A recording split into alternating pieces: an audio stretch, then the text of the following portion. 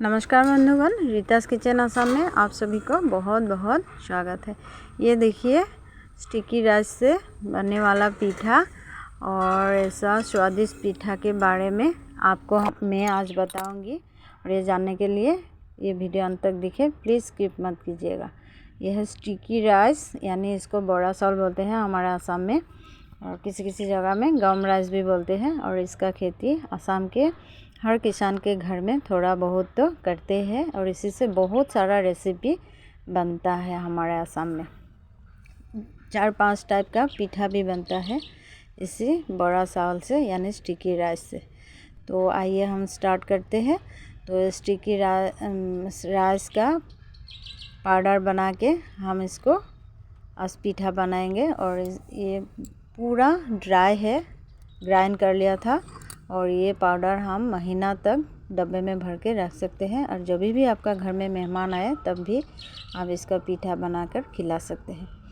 ये देखिए, ये स्टिकी राइस का पाउडर में हमने पानी डाल दिया, और जैसे हम रोटी बनाने के लिए आटा का डो बनाते हैं, ठीक उसी तरह इसका भी डो बनाएंगे। और ध्यान रखिएगा, पानी ज़्यादा मत दीजिएगा, नहीं तो ये गीला हो जाएगा।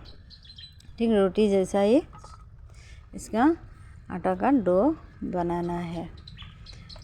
ये देखिए, बहुत स्वादिष्ट है दोस्तों, और इसका फ़ायदा ये है कि फटक से बन जाता है, ज़्यादा टाइम नहीं लगता।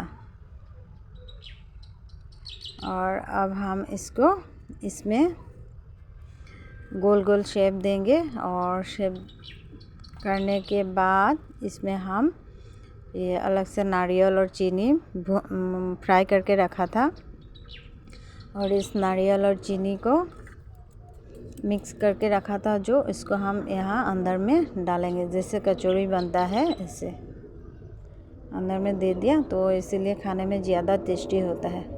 ऐसे तो आप नारियल नहीं दे के भी बना सकते हैं, अलग सा वीडियो में आपको दिखाया था, वो तिल दे के बनाया था, ऐसे भी खा सकते हैं। और इसको हमने अंदर में नारियल चीनी का मिक्स डाल के भी बना सकते हैं, तो ज़्यादा टेस्ट होता है। और आप जो नारियल फ्राई किया उसमें हमने आज चीनी डाला, तो इसे सफ़ेद जैसा लग रहा है। अब चीनी नहीं दे के गुड़ से भी फ्राई कर सकते हैं नारियल को। ये देखिए, सुंदर सा हम शेप दे दिया, और आप अलग अलग शेप में भी बना सकते हैं, आपका मर्जी। हम इसको थोड़ा डिज़ाइन बना देंगे। ये देखिए, डिज़ाइन भी कर सकते हैं, और आप रसमलाई की तरह ही भी बना सकते हैं।